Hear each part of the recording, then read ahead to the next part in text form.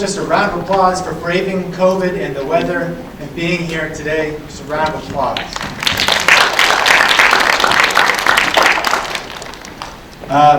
It is so great to see everybody in person with all the uncertainties with COVID.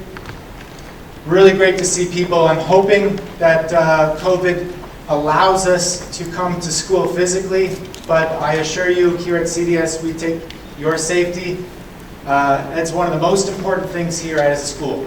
Take your safety into consideration with everything we do. So if we cannot come to school, it's because we've determined that it's not safe to do so. Today, we're all spread out and spaced in a way that not only that our school feels confident, but the government also feels confident that this is acceptable. For those of you watching at home and are probably still in quarantine, good luck. I know quarantine can be very challenging. I did it myself. We currently have all of our returning faculty in quarantine right now, so I know it can be very challenging. But, so we have in the high school 240 or so students.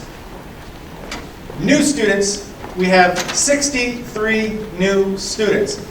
So although it might seem very daunting to come into a new community, just know that you're coming into a community with 25% of that whole community. There are so many of you coming in this year that you're not alone. Look left, look right. There are so many of us here today. In fact, this is one of the largest orientations that I've ever given. Raise your hand if you are coming from abroad, not from Korea, but from another country from last year to this year. Raise your hand. Look around. A lot of us coming from abroad. Raise your hand if you spent some time last year online.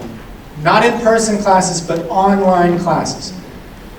Okay, quite a lot of us. But there are some who spent some time, doesn't look like in person, only in person, which is great.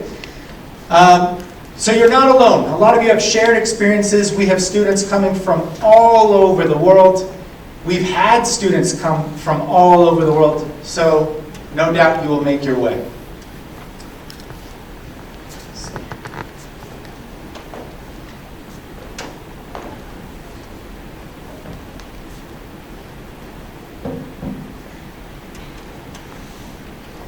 So, my name is Mr. Jason Mussman. I am the assistant director of the high school.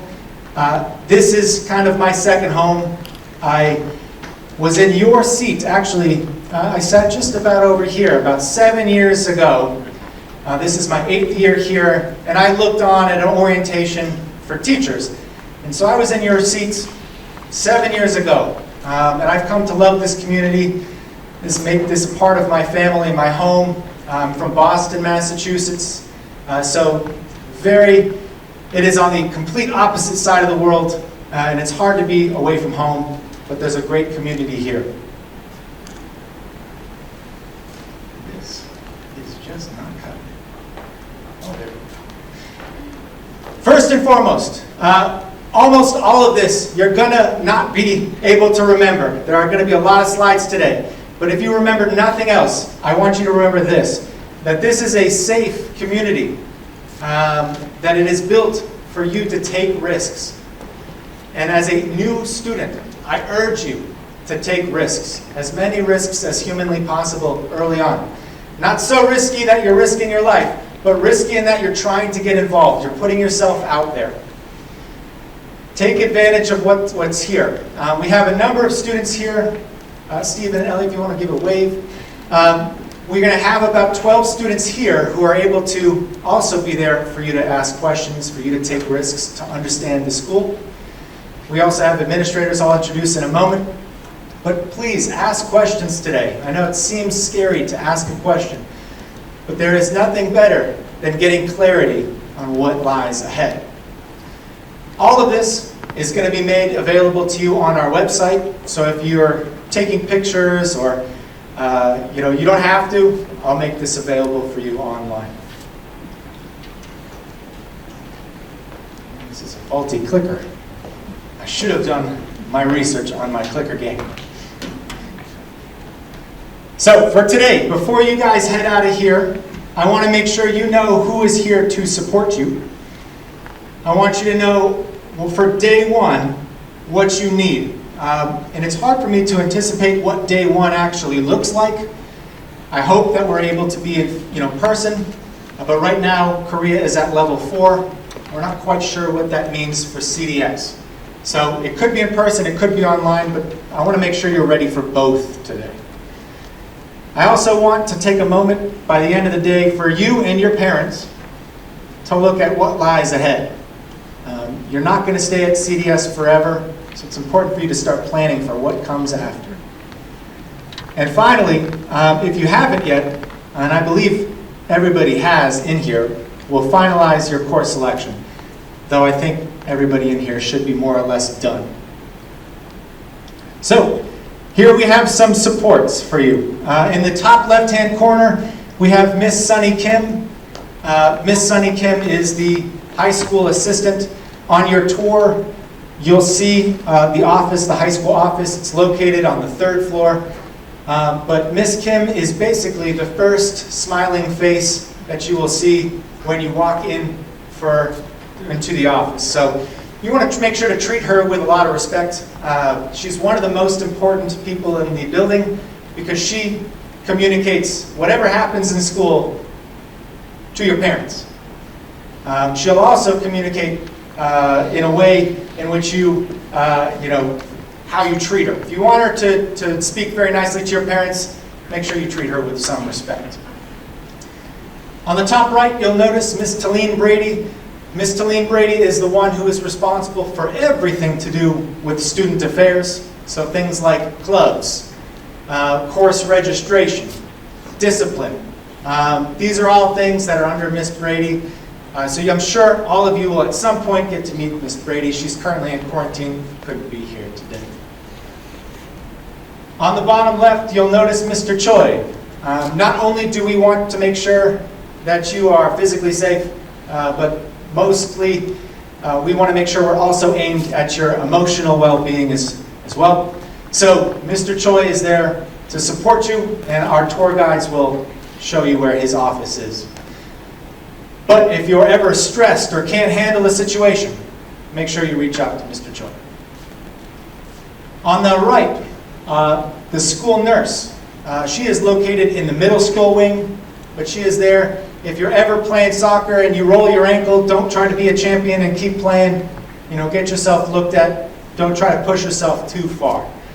But she also is really one of our first responders when it comes to COVID.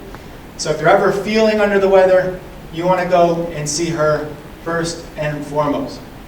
While I'm on the topic of COVID, I would like to point out that at CDS last year, we didn't have any cases. We have protocols in place that we really want to make sure remain in place.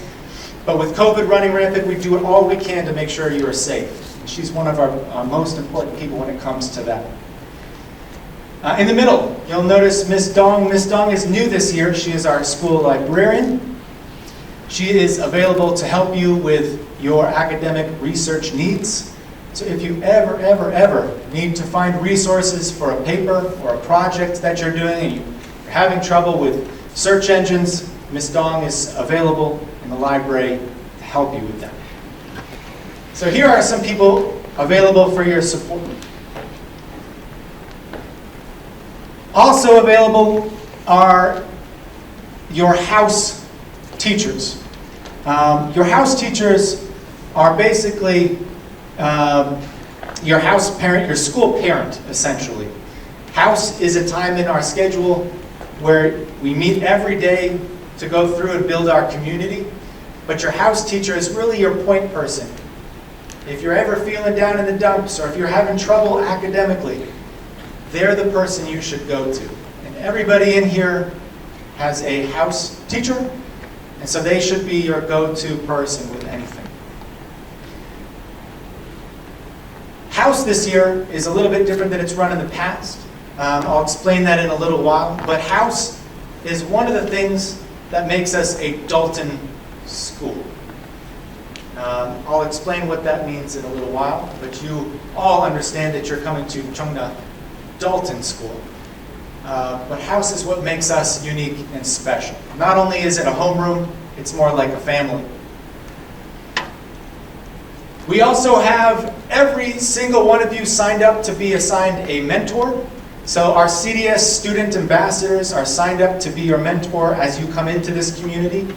They're here to give you the tours today. So actually, your tour guide is going to be your mentor. And so they're going to connect with you via Kakao, via email, if we're online, through video chat, to make sure you're transitioning well. But there's definitely a resource for you, so you should feel quite welcome. But both your house teacher and your mentor, those are great resources for you as you come into school.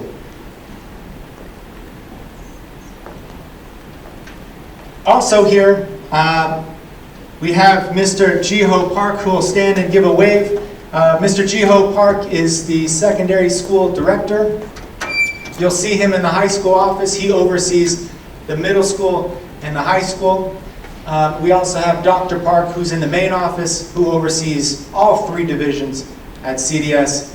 There is first program, or elementary school, middle school, and high school. So there's quite a lot going on. They're quite busy, but they're definitely people who are resources here to support you. So, with that, I can't tell you anything more important than this. Take risks, yes, but use your supports as you take those risks. As you come into this community, I have seen so many students kind of shut down and not ask questions and not reach out for help. There are so many people who genuinely care about you. Your teachers, your peers, your mentors, your house teachers, myself. Don't shut down. It can be very hard to transition into a new school, but we want to make sure that we have, I want to make sure that you know that we are here to support you, that we genuinely care for you. So if you take nothing else, know this. Take risks.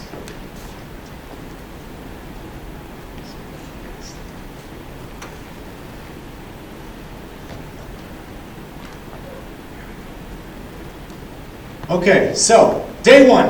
On August 24th, you will either be walking into this school or you will be logging in to Google Meet or Zoom to start your day here at CDS. So that's August 24th. That's coming up quite quickly in a little under 2 weeks. So I want to make sure you know what's happening on that day. How can you be successful? I also want to make sure you know the policies, as well as where to find that information. So, all the information that I'm going to share with you now is currently located in the community handbook that's located on our website. So again, you don't need to take pictures of this. This is all on our webpage for you to find. But here we have our timetable. And since we are starting school on a Tuesday, you'll note that our Tuesday schedule is listed right here. So the first day of school is a little bit different than the other days. We're going to start out with an assembly or somewhat of a house activity. So the first thing you'll do on that day is not go to class, but you'll come into this community and come into your house or this auditorium for a speech or Zoom. So that's what's happening the first day. After that, on that first day, you basically have classes the remainder of the day, periods 2, 3, 4, and 5. So, just so we're reading this all together, and I usually do a back and forth, but there are so many people here that it's very hard to do a back and forth with this. We have classes that are about 70 minutes long. So our class periods are 70 minutes. We start our school day at 8 a.m. It's very important that if you're getting driven to school that you come a little bit early. Don't try to get dropped off right at 8. You want to make sure that you are on time for that first class. So, period 1 starts at 8 a.m. We then, at 9:15, have house. And I had mentioned that we meet every day. Again, house is what makes us a part of the Dalton School. The Dalton School Dalton School was originally founded in New York City. The idea was to give students a lot of freedom within the day, and we have adopted the Dalton Plan, which was based on the original Dalton School. We follow 3 of the tenets. These are the things that make us a special school and make us different than the other schools in Korea and around the world. But we have the Dalton Plan. House, lab, and what's not on here is the assignment packet, which I'll explain in just a moment. But right after house, you'll do some activities in house to get to know your peers. And then we have this period called lab. Lab is an opportunity for you to decide how you want to best spend your time when you're here, academically. You can either use this time as a study hall to get work done on your own. If you have homework due that day and maybe you wanted to schedule it so that you get it done right before the class so it's fresh in your mind, you can do it then. Or if, let's say, you missed a class or you're feeling like you're running behind, all of our teachers are available at this time, so you can actually schedule a meeting to meet individually with your teachers during this time. That's up to you. And I would say, for students coming in, those who are most successful at CDX, use their lab time wisely. We try to build into our schedule as much time as possible for you guys to not have too much or any homework, that you could get it done during the school day if you work hard enough.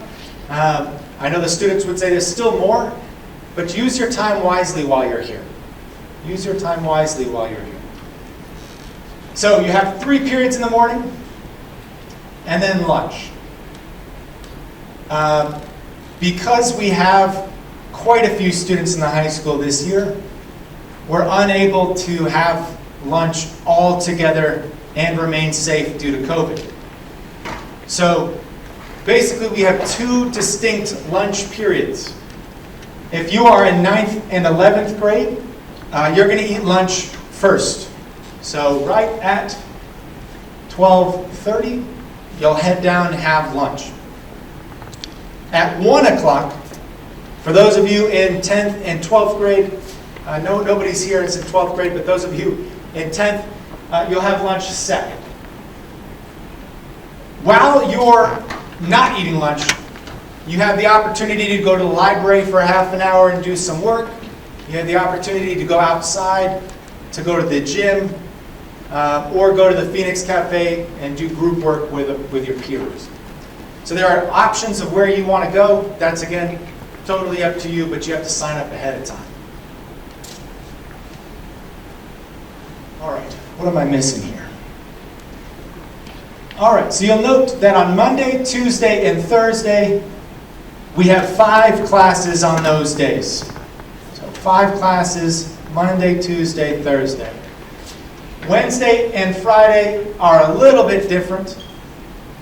On Friday, we get out early. So you'll note that our school day ends at just about 4 o'clock here. Every day except for Friday. On Friday, we get out at 2:40.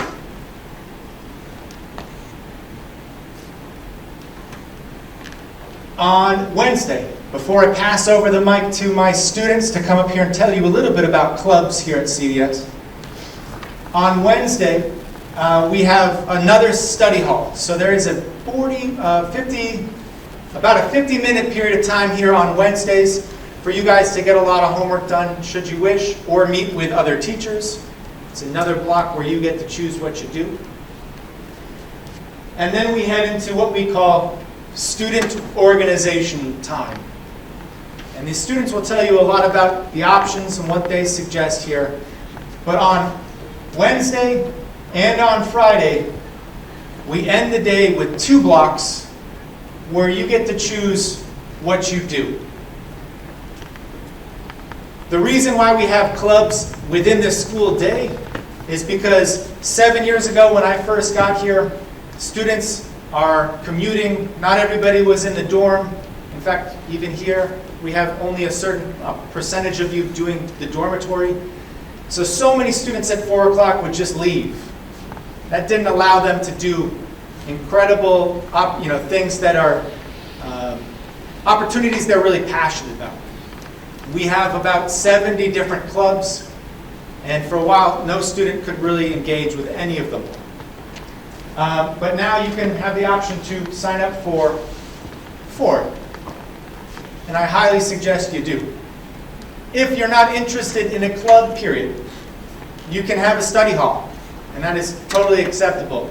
However, the college counselor, I bet, would tip their hat to me and say, you should really consider signing up for some clubs and getting your hands dirty and finding what you're passionate about. So I'll pass over the mic here to Stephen and Ellie, who are going to come up and tell you a little bit about student organizations. Please give them a warm welcome.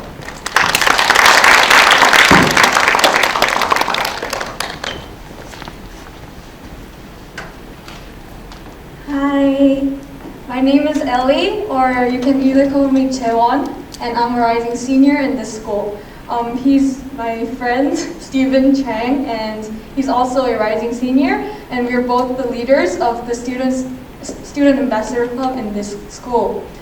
So here today we're going to talk a little bit about the student organization clubs. As Mr. Mussman just introduced, these clubs happen every Wednesdays and Fridays, and you can either choose to go into a study hall or sign up for at most 4 clubs. And something really special about these clubs is that they are all student-led. We definitely have teacher supervisors, but it is mostly led by students and organized by students. For example, I'm the leader of a dance club, our school's only dance club, Bliss, and all of the songs we dance to, all of the choreographies we make are all decided by our members and me. And he's the leader of a medical club in CDS, and they also choose topics to discuss every week or any labs they do or experiments they do every week. So that is very, very special about student organization, and that's why it is named student organizations. And as Mr. Mussman mentioned, you can find your passion in student organizations because there are so many clubs you can join, like dance club, medical club, math club, anything. So if you're interested in something, you can probably find the club to join based on your interest. So yeah. And because we are a student-led club, because they are led by students, we also have an organization called Student Union that looks over all clubs in CDS and makes sure that they are running well and very smoothly. So, and now Steven's going to introduce you to some tips that you can consider while choosing SOTs. So, when choosing SOTs, you want to do the one that really sparks your interest. You want to do just some random club. So you want to choose what interests you. If you like history, you might join the NHD club, also called the National History Day Club. If you're interested in dance, join Bliss. If you're interested in math, join math clubs, things like that. And you want to really choose a club that to what your future holds. You want to look into the future and really want to see what you want to do in the future. If you're interested in majoring in science or like biology, you might join the AP Biology Club. If you're interested in majoring in physics, you might join the AP Physics Club. So you want to really plan for the future when choosing clubs. And you want to join the club that really represents who you are. Sometimes people really choose clubs that they're just friends choose, and they just kind of have a really bad year doing that. So you want to do what really represents you as an individual, and don't try to choose as a whole group, just so you can stay with your friends. And lastly, when joining clubs, you also have a chance to replace that SOP time with study hall time. So basically, you don't really do anything and just study in a classroom instead of engaging in a club.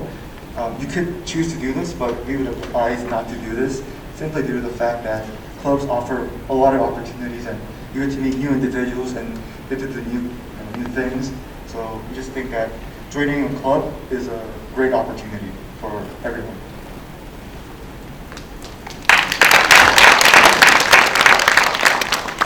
I'd just like to add to that, that if you notice when Miss Brady, and she will send out what clubs specifically there are, and again, there are quite a few, that if you notice on that list that there is something that you love that isn't represented, you can start a club. And I highly recommend doing so. If you notice that you can bring something, or you're passionate about something that you want to bring here that's not here, certainly do it. The new students that we have always tend to bring great new ideas to our community and make us a richer place. So definitely bring your passions here. But like Stephen said, do it for you, not because of a college requirement, but do it because you love it. Do it because it interests you, for no other reason. So I want to talk a little bit about policies here, transition. I know this is quite an invigorating topic, but we're going to kind of switch gears here. There are 3 policies that I think you really need to know about before you head into school. The first one is the language policy. We as a school speak English. English is the language that connects all of us. So in our academic classes, other than maybe your world language classes or Korean, we anticipate and expect that every student uses English all the time. And when you are here, that's the language that we expect you to use. Now, when you're outside with your friends, when you're maybe playing soccer or sports, we're going to leave this up to you. We feel that our community is best served by using inclusive language. So if 3 of you understand Spanish, and you're speaking in Spanish, but then I come along and I don't understand Spanish, I expect us all to transition into a language that everyone can understand. If we are all very conscientious of one another, this should work seamlessly. It's really important that we treat one another with respect so that we can all comprehend what's going on. Another great reason for this is that in class, what we have found over the 7 years since I've been here is that when students use English and a teacher overhears them trying to work through a problem, and the teacher only speaks English, they can best serve the student and best help you become successful. Now, if you're speaking in a different language that the teacher can't understand, the teacher cannot help you or engage with you. So you're serving yourself by speaking English in multiple ways. So use English in class.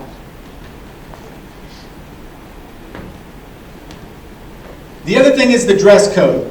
Now, both of our students who came up here and presented were wearing the CDS dress code. It is essentially a polo with beige, black, or navy blue pants. We understand that in 2 weeks' time, your uniforms may not be here. We hope they are, but they may not be here. I believe on our website, and maybe Ms. Choi has sent out a uniform order location, but if not, we will send it to you very quickly. If that is not there, just wear a polo to work, or to school. To school. And you should be okay. But you can find more information about the dress code here. If you aren't in dress code for that first week or so, don't worry about it. Teachers are not going to give you a hard time because you're new to our community, but we want to make sure that you do get the uniform. And finally, general guidelines.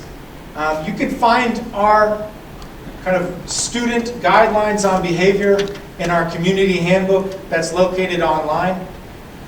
It goes into great detail, and actually we expect every single student in here to look through that online and have you and your parents sign an agreement that you understand what our guidelines are.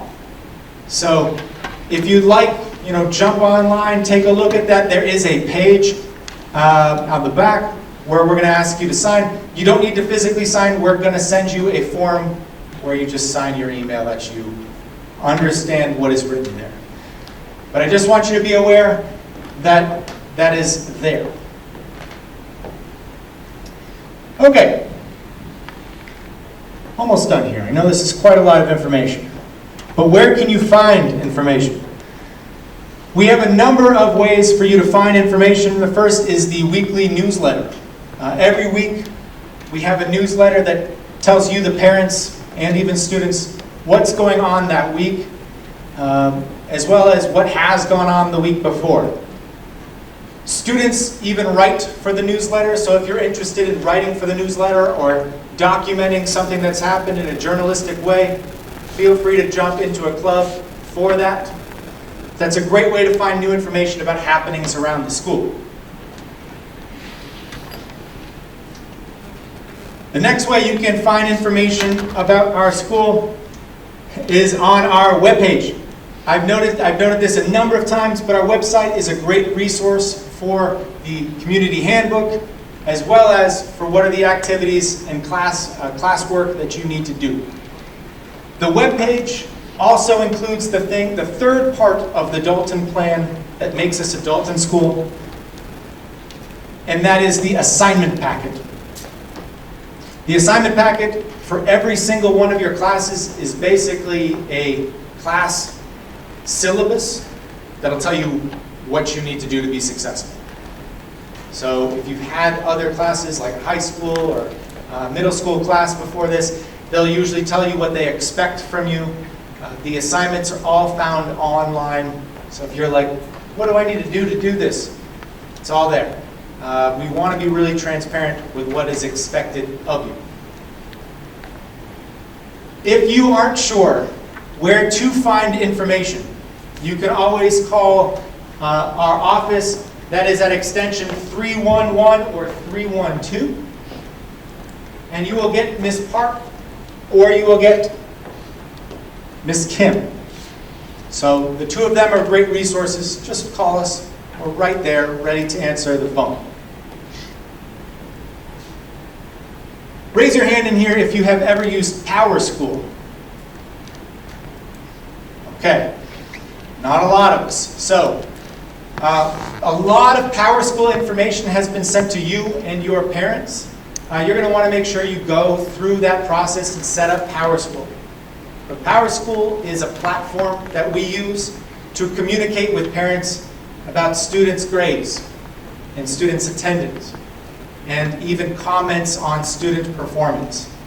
So if you're wanting to find out even up to the minute how your student or how you personally are doing in a class, that's up and available for you on Power School. I will note that even you can download this to your phone and it will give you an update when your teacher has updated a grade. I don't suggest you do that. It seems to be quite overwhelming and stressful. But you can find all that information on Power School. Please check your email for that information. And finally, if we go online, even if we are not online, most teachers utilize Google Classroom. So you will be invited once classes are finalized and your courses have been registered for in the next maybe week and a half. Your teachers will start to invite you to Google Classroom. Raise your hand if you have used Google Classroom before. Okay, that is a good sign.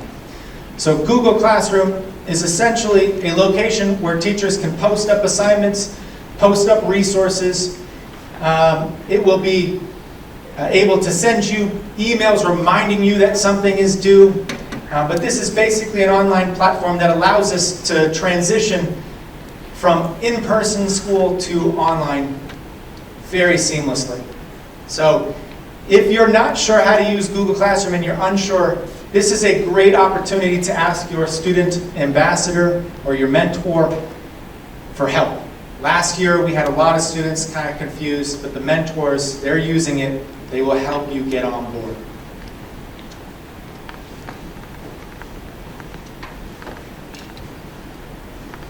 Okay, we're going to take a breather right now and look through our packet. So everybody has a packet that looks like this.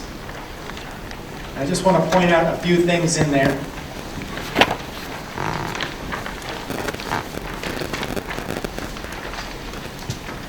One of the documents you'll find is the agreement to collect personal information. This is for our parent association. We try our best to communicate with our parents as frequently as possible. So this will really help us out. Fill this out, and I will have a student come by and collect this when the students go on their tours. So if you can, please try to fill this out before the end of today. The other document you'll find in there is our calendar. So everybody should have this calendar.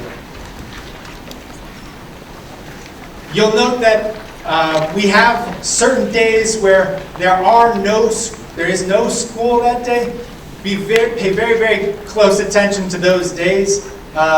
Most of the time, those days where you don't have school are either holidays or days where teachers have to come to work to enhance our professional practice, or parent-teacher conferences. So make sure you take a look at that, and if parents or students, if you have any questions about that, let me know. We'll have time for questions at the end of this.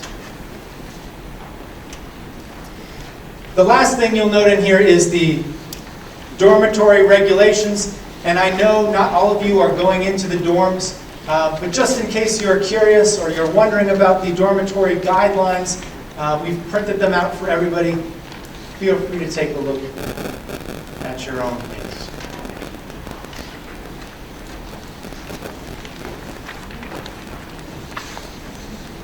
All right, before I continue, are there any questions about maybe day one or some of the resources here to help support you that I've gone through today?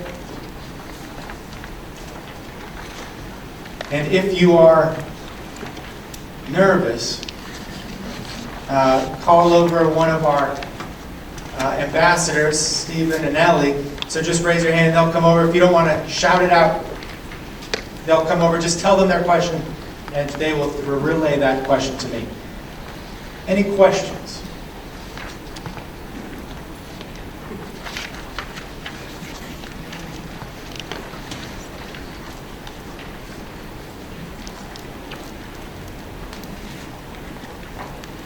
Okay.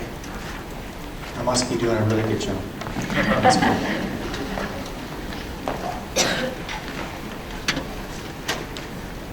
So, Ms. Choi over here, Ms. Choi, want to give a wave? Ms. Choi's down here. She's been helping with admissions, and she's asked me to inquire about any missing admissions forms. So please, before you leave today, please check your email. She might have, contacted you if you're missing something. Please make sure you get all that in by the end of the day. And if you're not sure, Ms. Choi is right here. She can answer all those questions for you. So the road ahead. I only have about maybe 15 more minutes. Bear with me, we're almost through, and then we'll get to some tours. But I want to make sure that you understand what lies ahead. You didn't just come here for an orientation for the first day of school. You came here for an orientation for your entire career. What lies ahead? So we're going to talk today a little bit about who are our college counselors. We'll talk a little bit about what the expectations are for you in order to get a diploma from Cheongnan Dalton School. And then also what we offer, what courses we offer that maybe you're passionate about, and how we can get you on a track to be most successful. So the first person I'll introduce you to is Mr. Jung-hee Lee. Mr. Jung-hee Lee is the person in charge of pretty much our college counseling. He largely focuses on Korean universities as well as Japan, Hong Kong. But if you're interested in going to schools in that area, in that region, Asia in general, he will be working with you. We also have Miss Jennifer Ackerman here in the middle, and she focuses on the other international colleges, largely European, US, Australian, etc. But we have students who leave here and go to schools all over the world. And it's great to be in touch with our alumni who are doing amazing things around the globe. We also have Ms. Sojin Han, who is the assistant, who is most likely the person you're going to be hearing from to set up appointments and meetings. For those of you in 10th grade, you might meet with college counseling once, maybe a little bit more than that. But when you get into your junior year, you will step up and really ramp up your meetings with college counseling a great deal. For those of you in 9th grade, this is a little bit far off, but it's never too soon to just start thinking about college and maybe the next step, whatever that may be.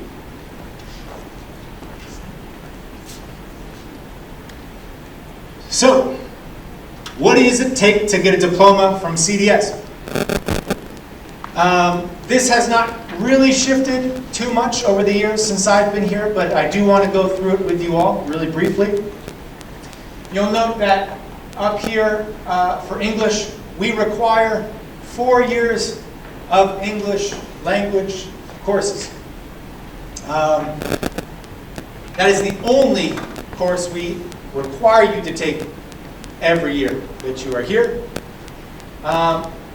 I would say maybe the other one that most, I've been told, college counseling thinks might be important would be maybe the mathematics, to take 4 years of that.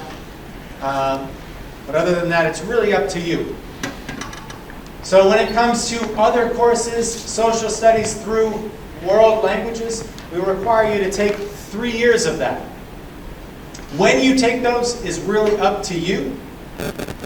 Most students progress through from 9th to 11th, and then in their 12th grade year, they kind of pick and choose their passions. But we have other students kind of maybe dropping the world language out for their sophomore year and then picking it up again as a junior. It's really what makes sense for you. When it comes to fine arts, for those of you who are a sophomore, you only need to complete 1 credit of fine art. But we have decided that fine arts are actually so important to us as a school at accomplishing our mission that for those of you who are freshmen, we're now requiring 2 fine arts credits. For PE, we require 2 years, and then these 2 things down here at the bottom are things that fall outside of academic credits, but we find are in line with our values as a school. The first one is our senior project. So every single senior who progresses through Cheongna Dalton School completes a senior project, otherwise known as like a capstone project, a project in which gives something back to the community. And I say the community, that's very broad. It could be Cheongna Dalton School or beyond. But we have students doing all kinds of things. It's really enriched our culture as a school for the things that students do that bring kind of new life to our school. A lot of them have become traditions here. With the senior project, you can literally do anything you want. So don't get pegged down doing something that makes you miserable. You have to pick something you're passionate about. But we have students who've done senior projects who've actually gone into those industries for jobs later. So do something that makes you passionate about it. I was just talking to one of our graduates from 2017 who's currently working in the film industry, and he did his senior project by creating a film that depicted life of a Korean student. So really pick something that you're passionate about. The other thing we require is for you to complete 60 hours of community service. We're kind of trying to make sure we support you with this, knowing that COVID has kind of restricted the outside community service opportunities. We're trying to create more opportunities here on campus for you. So hopefully you can find things that you're passionate about. All right. Our course catalog can be found on the webpage, but I'm just going to briefly go through some of the important tracks that'll get you to the end of your CDS career. Does anybody know the answer to this question? What is an AP class? Raise your hand if you went to a school that had AP classes. Very few. Can either of you, can any of you tell me, what does this mean? What does an AP class mean?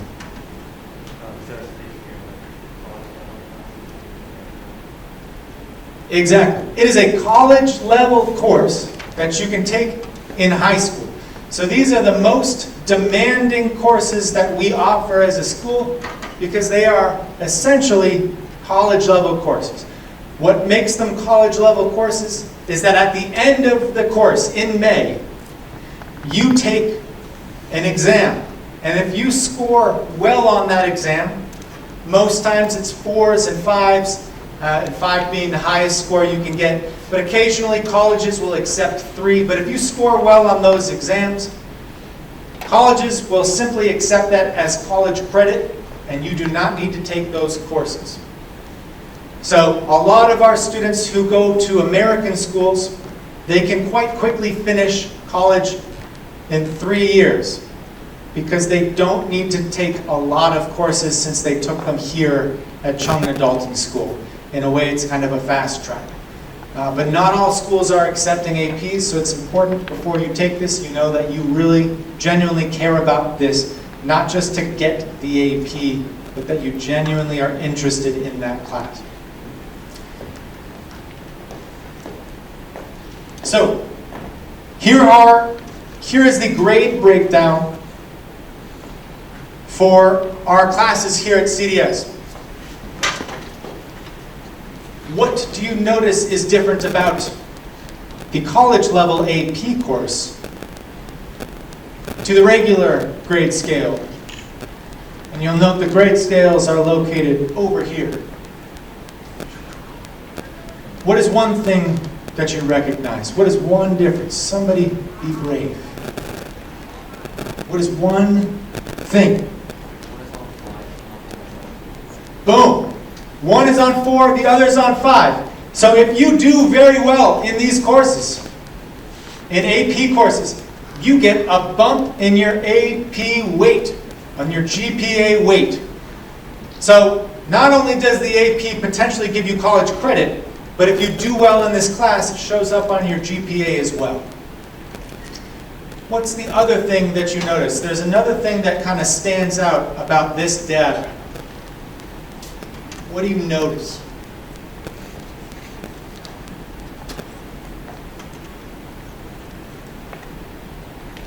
Not you, Ellie, I see. I see you want. Anybody? Yes, sir. Anything under C minus is a 0 for AP class. Anything under C minus is a 0.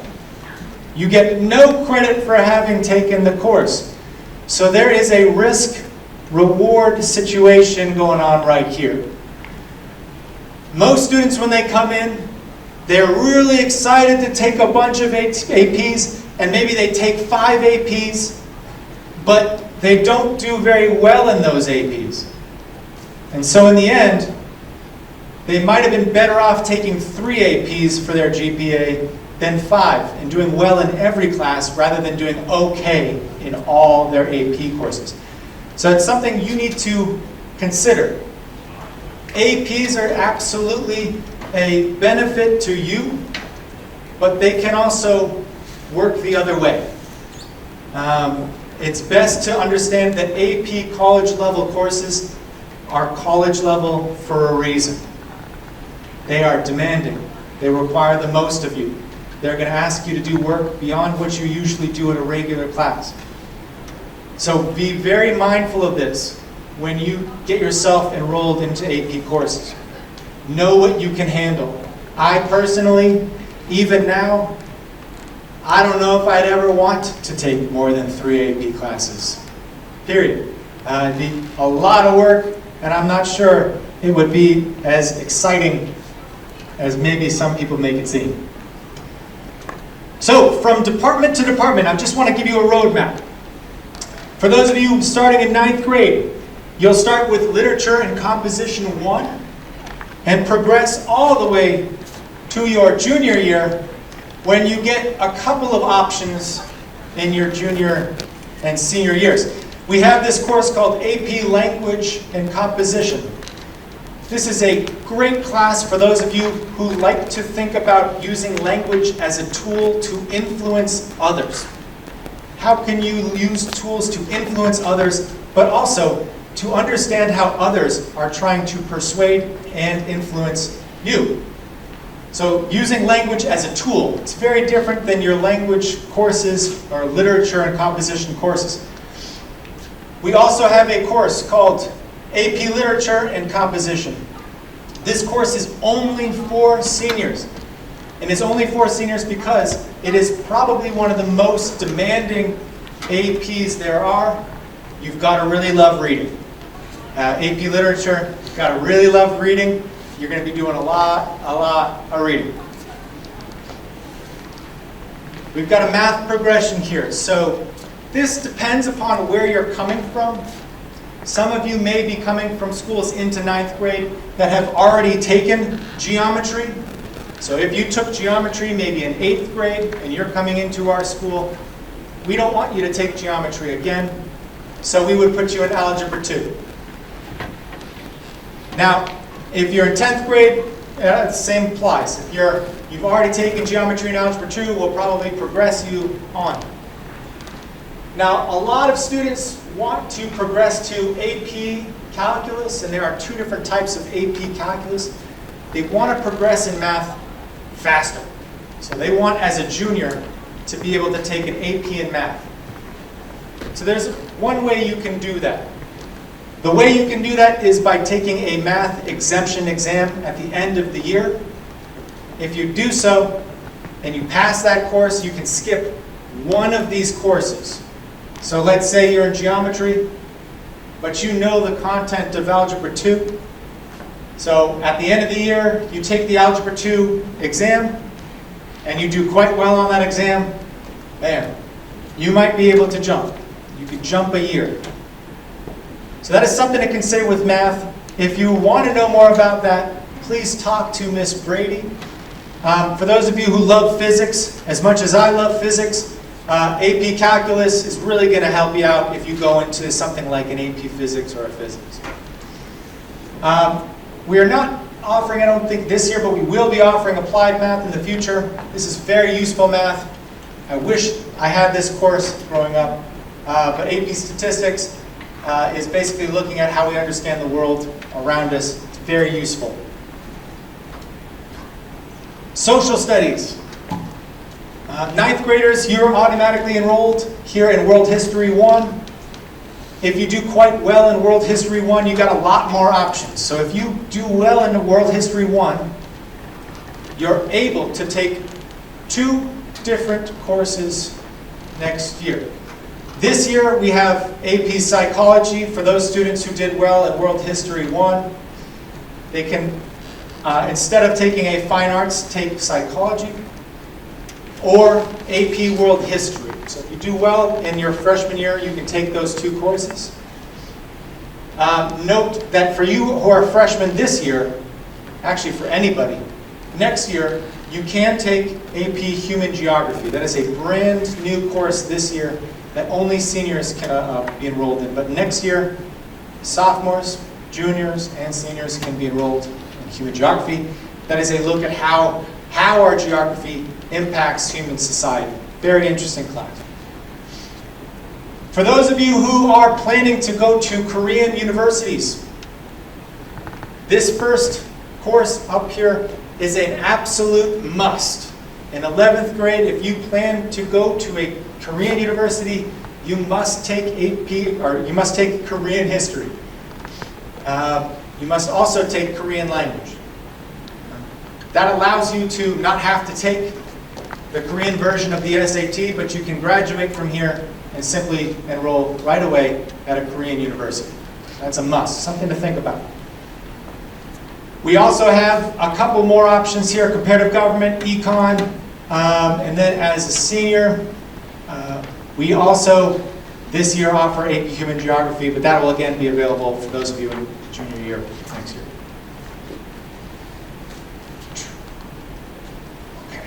Science, if you're paying close attention, those of you in 9th grade, you'll note you have very little choice, almost no choice. But as you progress, you'll note you get more and more choice. We have biology, chemistry, and then physics. That is the usual progression for students. But if you find that you're really passionate about something, we can get you into an AP level course. Just note that jumping into AP Physics is not possible without taking physics.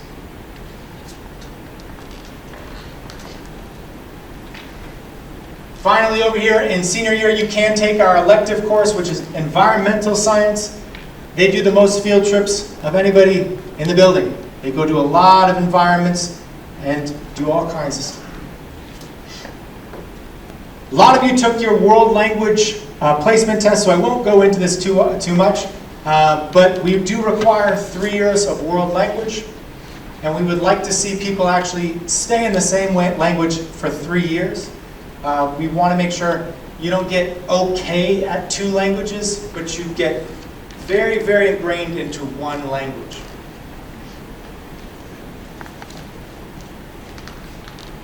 For fine arts, the options are as follows. All the options of music, art, and drama are available all through here, but we have a lot of electives. And I think last year we had more AP studio art students than we'd had maybe the prior 3 years combined. So our arts programs are developing quite quickly. We added music theory last year. This is for students who are really passionate, not just about making music, but understanding music and understanding what makes music work. And then finally, we hope in the future to add more APs, and I know there's an AP drama, where our drama program is quite strong as well. So with that, before we get to our guided tours, what questions do you have? And I will actually ask Stephen and Ellie, can you just pass around this microphone if people have questions?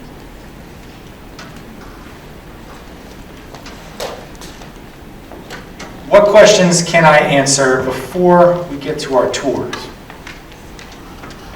And if you have a question, just raise your hand and Ellie will come around with the microphone.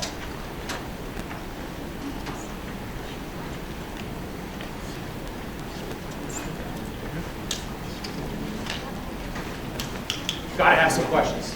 Can't leave until we have at least like 3 questions. It's in my contract. So we got 1 question here.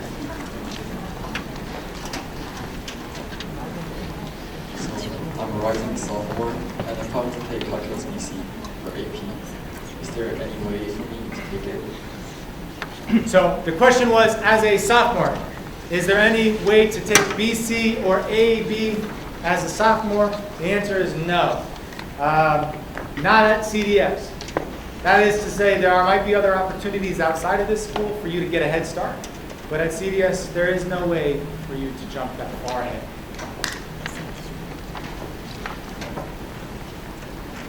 Other questions? Great question. Let's listen to it.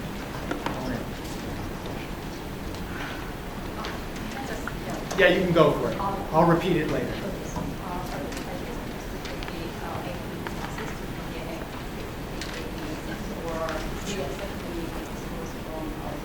So the question is about, do I have to take the AP class in order to take the AP test? The answer is no. If you sign up and pay for that test, you can take that test and self-study on your own. I would say, I want to say maybe 5 to 10% of the tests that are taken here at CDS are by students who aren't currently taking the class. So I would highly, highly recommend, and the scores seem to indicate that those who take the class do way better on the AP exam than do students who just self-study. But that isn't to say that that's the exception, not the rule. Some students do particularly well on everything. But yeah, you don't have to take the AP class. Do I have to take physics to take AP physics? So I couldn't hear it. Okay. Do I have to take physics to take AP physics class?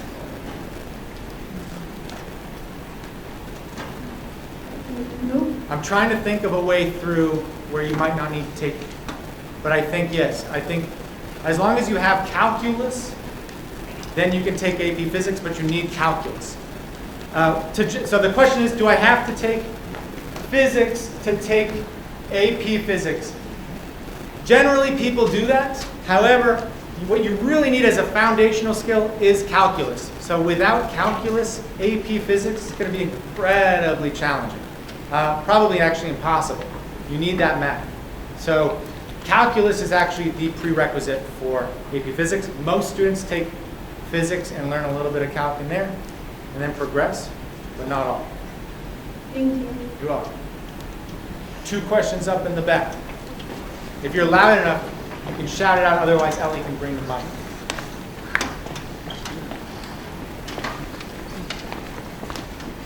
Are there any programs in CDS that can help students score good in SAT tests? Okay, so the SAT. We don't currently offer at CDS any SAT prep courses through the school. That isn't to say we don't plan to or want to in the future. In fact, my first 2 or 3 years here, we did offer SAT prep.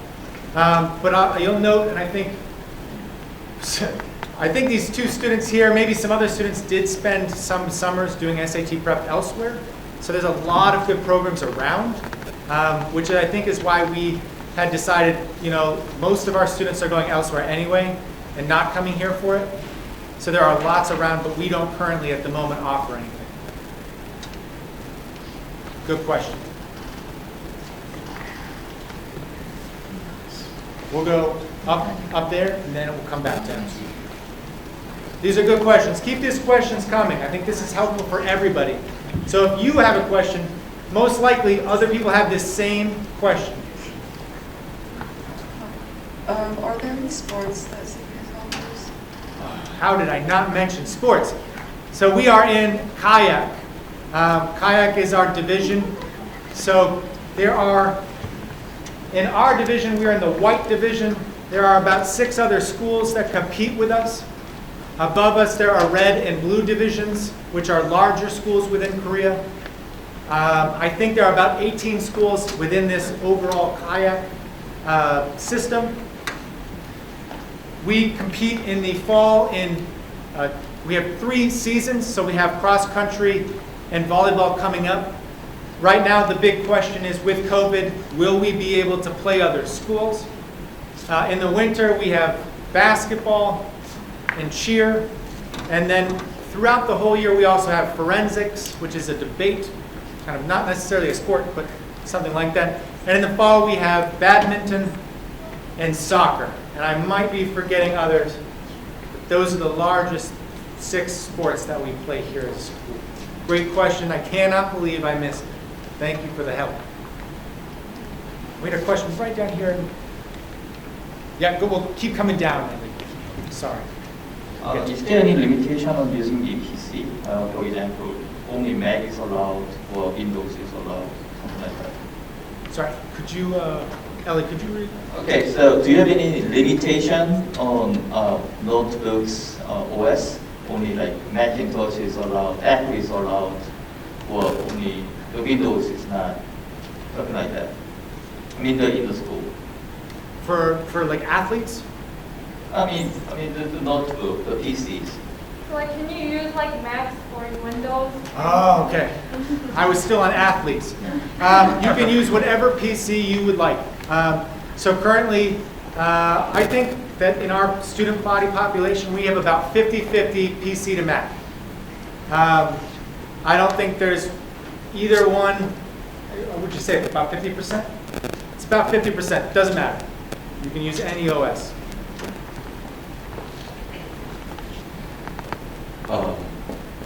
Are the student-made or student-run clubs funded by the school, or is it self-earned money? It's a great question. So these students clubs can apply for funds. but most likely, lots of the funds are earned through fundraising by the clubs themselves. So the question was about student clubs, are they funded? You can always apply for funds, doesn't mean you always get them, but you can apply. For instance, our robotics club, we have a robotics club, they just applied for a big kind of a grant in order for them to purchase some materials for their robotics competitions. And the school asked them to fundraise half, and we provided half. So those are things you can do. Yeah. 2 over here. Say, just make sure if you are holding the mic, just make sure you are hand sanitizing and washing your hands, please. Are you allowed to make adjustment to your course selection after besides in case you don't like it? I gotta turn that microphone up. What's the question? Are you allowed to make an adjustment to your course after the school starts in case you don't Okay. like it? Can you make an adjustment to your courses after the school year starts? The answer is yes. So there is a 2-week window where you can change courses with no penalty. So in those first 2 weeks, pay very close attention. Is this course really for you? Are you really willing to dedicate your entire year to this course? If you go through that and you say yes, that's okay. But if you withdraw or want to withdraw after that, on your transcript there will be a W, which isn't the biggest deal. It's a W, but some people might ask questions. Hey, why did you drop this? What's going on? So that first 2 weeks is really critical. Yeah, good question. About the textbooks, do we need to purchase the hard copy, or can we use ebooks in class? I don't know why I can't hear it. I'm getting old. Can you use PDF textbooks, or do you have to have the hard? Oh, great. So a question about textbooks, PDFs, or the real thing. Whatever works for you works for us. You do not need to have the physical book in most of our classes. That being said, there might be a teacher who uses that textbook a great deal. I'm trying to think of one right now who uses it every day in class, and I can't think of a single one. We really use the textbooks as tools that we occasionally use. But if you have a PDF, that's better than nothing. And we've had students use only digital copies. But just double check with your teacher, is it all right if I get the PDF and not the physical copy? But for those of you who have not gotten textbooks yet, that's okay. Just note your teachers will work with you, and they will scan certain textbooks as you wait for your textbook or your digital copy to come through. You don't need to have everything right on the first day. It's okay. Just communicate with your teachers.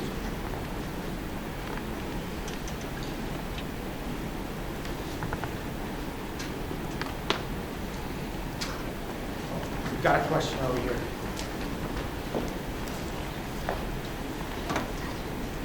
Yes, Inji. Is there a swim team?